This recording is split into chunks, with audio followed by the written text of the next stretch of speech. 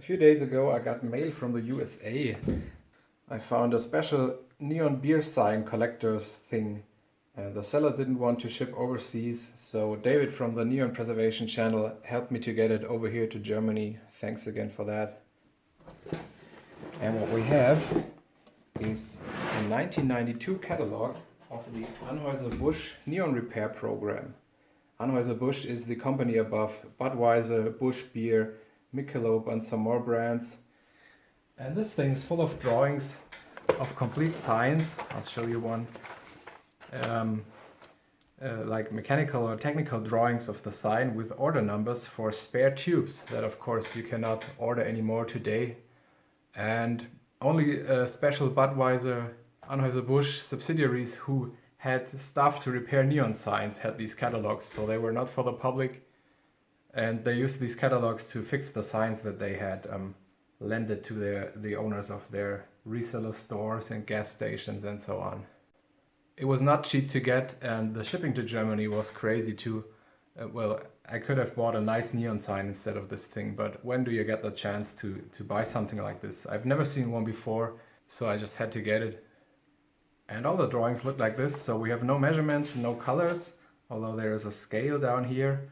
And I could also assume the measurements by the distance of the legs of the frame, because the distance of these legs center to center is almost always 6 inches on the signs with the heavy transformers that mount with 4 screws. And I can use these drawings if I have to bend a spare part for my own signs, or if I want to make a complete replica of a sign that I couldn't find to buy, or that is just another project I want to try. And also I wanted to have it just as a collection of all the designs and themes that they made, because it will have a lot of familiar signs in it, but I'm sure with all those pages there will be signs that I have never seen before and that were probably only made in a very small amount for a special region or customer. Over here we have all the chapters, so let me see if you can read that. We have Budweiser, we are in the Budweiser chapter, Bud Light, Bud Dry, Busch, Busch Light, Natural Light, O'Dowell's, not sure how you say that, Michelob brands, and King Cobra and imports. And I think we start with imports because I'm curious what brands are in the imports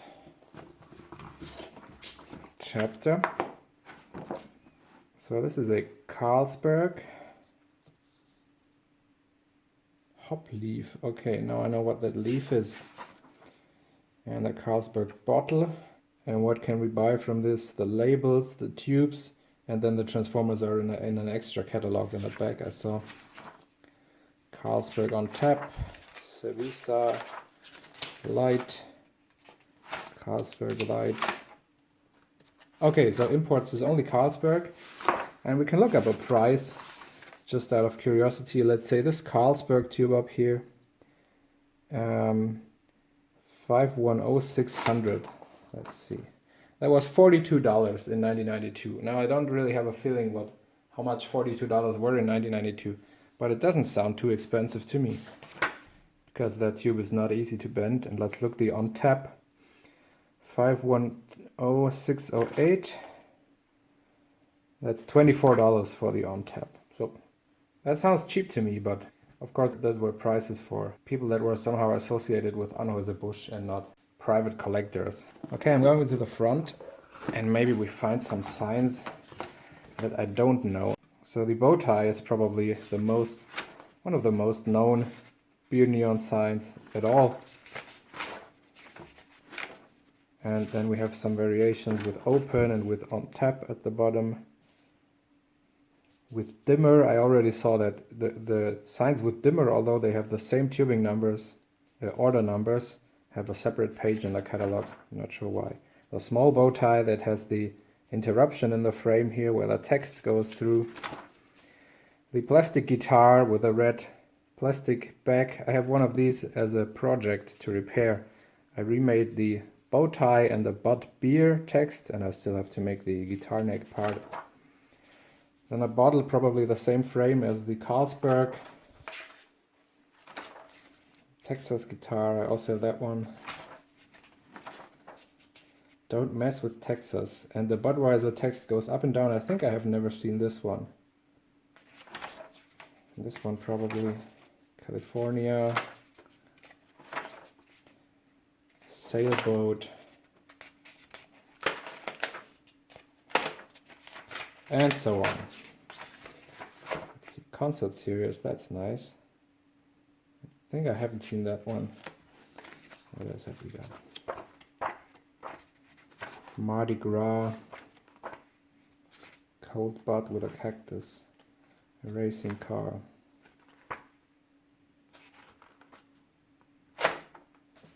Antique bow tie. Are these really spare parts for the antique one, or did they remake one of these? It has a, I think, cast aluminum or cast iron beer and Anheuser logo on these. Okay, let's look to Bud Light. This is the newer Bud Light that is very common. And this is the older one with the straight letters and these interesting blue plastic reflectors with a tube in it. And some variations of these. I have a Bud Light Texas flag from that time. Let's see if the Spud's very popular sign in the US. Yeah, this one I have. This is the colors of the Texas flag. This down here is all red, this is all white, this frame is blue and the star is white. Let's see what this light tube would cost. 897,624. Oops, looks like the price list for Bud Light is missing. Or is it in the front? Bud Dry. Now looks like it's missing, but I think it wouldn't. I haven't seen a tube that really cost more than $45 or so, no matter how complex they were. Barbecue Bud Light Tacos Chili. I think I've never seen this one in reality. And this with a plastic case, vacuum formed case. I'm not sure if I ever see one of them.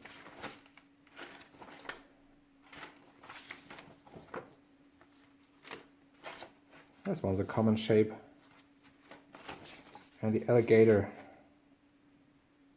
Nice. Okay, I'm not showing every single page. Just a few interesting ones. But dry. I have one that says why ask why. Let's see if that's in there. But I think it's newer than 1992.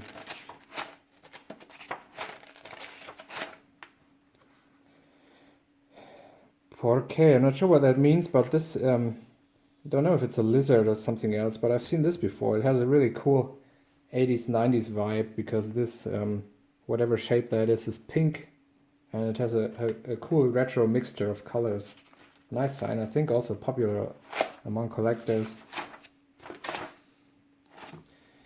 But dry, let's see.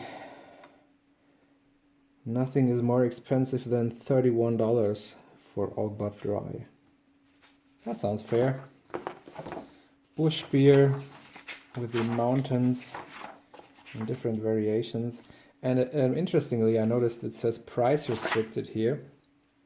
And I'm not sure if I told that story before, but some of the signs say property of Anheuser Busch or property of the brewery on the transformer. And I was told that this is because in some states there are limits of how expensive a merchandising gift is allowed to be that you give a reseller. So in some states you could not give a gas station that resells your beer a neon sign in the value of $600 because they had a limit. So they would either use that workaround that they wrote property of the brewery on it and then probably never ask back for it. Or like it seems in this case, they would design extra low-cost signs that were extra simple. This will probably be under $100 limit. I could imagine $100 is an even number being a limit in some states, and then they could give this to their reseller or to their bar for free and would not run into any trouble.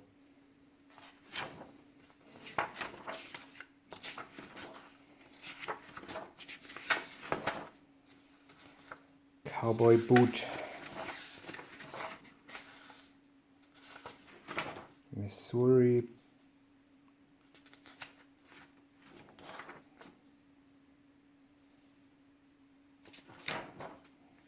We have some cool signs, and we have some signs that I've never seen before. And Again, for the Busch beer, there is one tube for $38 and all the others are cheaper. Okay, I'm skipping Busch Light and Natural. I don't think they had so much for Natural. This is pretty common. Okay, what else we got? O'Dowell's, whatever. There's just 3 sheets in there. Michelob and spaghetti, I've never seen this one. Lobster. Price restricted, another simple version. That's a nice font for draught.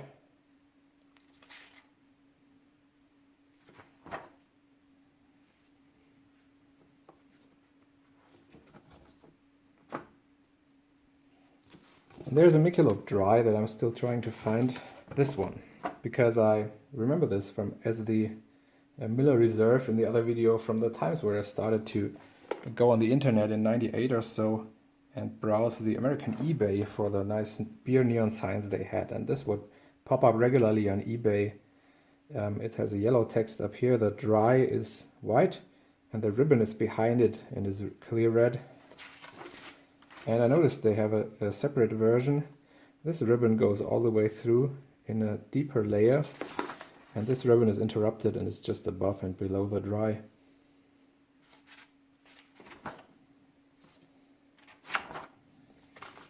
Okay, what else we got? King Cobra, a Michelob Golden. King Cobra.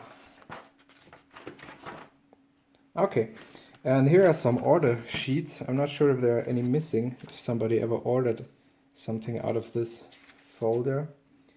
They have a few pre-printed orders in here, like copper tie wire, window bumpers, the electrode boots, sleeves are they called here, and it's vinyl. That's interesting, I always thought it was rubber. And then in these lines you could fill in the tubes that you wanted to order. And in the back we have some more interesting stuff. This is a list of spare incandescent lamps and fluorescent lamps for other types of signs, like a illuminated long neck bottle that uses a 15-watt fluorescent. Some use incandescent lamps, like the Michelob Classic Dark Cash Register lamp has a 7-watt incandescent lamp, and so on. Another list of lamps. And here we have something. This is maybe some rare photos of the production of glass for the signs. Here's someone screwing a frame with an automated screwdriver, someone fixing a frame, and someone preparing for processing. And this is some information as to what things you need to pay attention for when repairing the signs, and how you cut open the electrode sleeves and you tie the electrode wires together and mount the tubes. I'm not sure how the legal situation was, if they required like a licensed electrician to do that, or if they thought that everyone who read this manual could do it. How you test a sign with another transformer.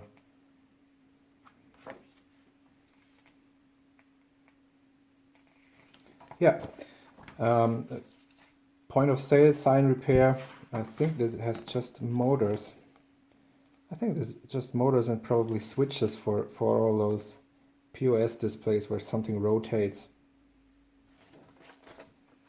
And then this one is newer than 1992, so this catalog must have been used after 1992. And it's a custom neon sign program, so as far as I understand, you could either order a sign with templates like this, so you could add your own text above or below the standard sign, and it has, oh, where's the form? There was a form, yeah, like here. So you could, on this sheet, you could circle the brand that you want, and then you could write a text above that and a text below that, like your store name or a very local sports team or anything. And it says somewhere that the order numbers for these signs are 1 to 10. So you could order just a single piece And I would really be curious if somebody ever ordered that, and what did they order and how they looked like. And then they even, if I understand that correctly, gave you the chance to design your own. So not just a pre-printed Budweiser with your text above it, so you could even draw your own design and they would make it for you. And there was a price somewhere, and it was not expensive again, for my understanding. Where was the price? $180 per neon for the customized sign, and $35 per each additional tube. So is additional every tube besides the brand name? I'm not sure, but hey, that's not a high price for a custom-made neon, not in 1992 either. Yeah, so that's really interesting. I would have loved to have this of other brands or of later years. So if any one of you has one of these that might want to share some contents, please contact me through the comments. All right, this goes back in here. And all of this too. And I hope I could entertain you a little bit. I know that some viewers are only interested in making, and probably others are only interested in collecting.